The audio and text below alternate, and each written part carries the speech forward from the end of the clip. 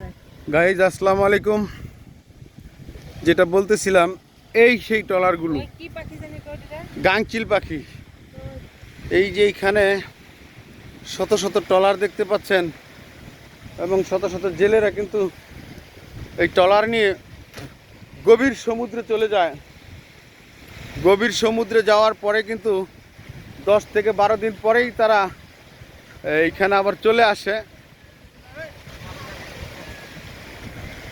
জাল তোলা হচ্ছে। কত সুন্দর, হ্যাঁ, আমাদের দেশটা কত সুন্দর।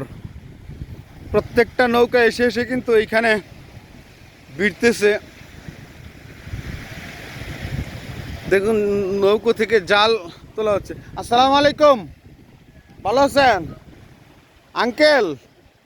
এই যে নৌকোগুলো, এগুলো এইখান থেকে ছেড়ে যাওয়ার পরে কয়দিন পরে আসে? ওই বড়গুলা 8 দিন 9 দিন কি নৌকাতেই খাওয়া দাওয়া হয়?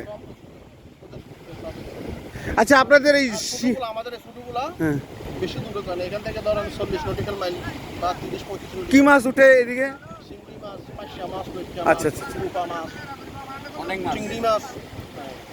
এই যে গভীর সমুদ্রে যায় অনেক সময় দেখি অনেক বড় বড় মাছ, আমরা বিভিন্ন নিউজে দেখি। এই মাছগুলো মাঝে মাঝে তো এরকম ধরা পড়ে। এক একটা মাছের নাকি অনেক দাম। আবার এই যে এরা যে জাল এখন তুলতেছে, এখন কি এরা নিয়ে আসে শুকাবে আর কিছু না? তো শুকাবে, যেগুলো ফাটি গেছে এগুলো তুলে নিবে, মেরামত রিপেয়ার করবে।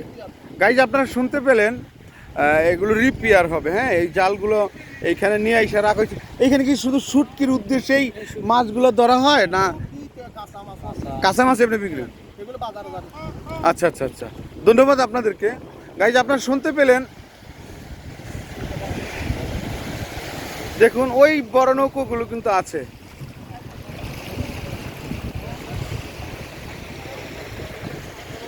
জাল তোলা হচ্ছে। জাল পাড়া দিও না,